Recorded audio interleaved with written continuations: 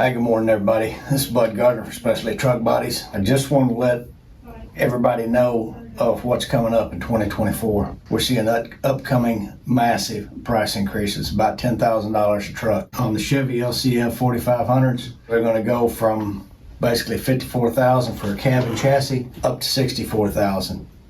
The Isuzu NPR HDs are going to $61,400. If you're on the fence right now about getting a truck for this next year, I would advise you not to wait, because the pipeline is starting to run dry on the Chevys and the Isuzu NPR HDs. Are you going to be able to find another truck out there somewhere? You absolutely can. You can also eat fried eggs and call it fried chicken, but you ain't going to get a junk removal truck like the one we build. If you got any questions, the other thing that comes along with when you buy a truck from us and you have a problem, you call me directly and we'll work through it.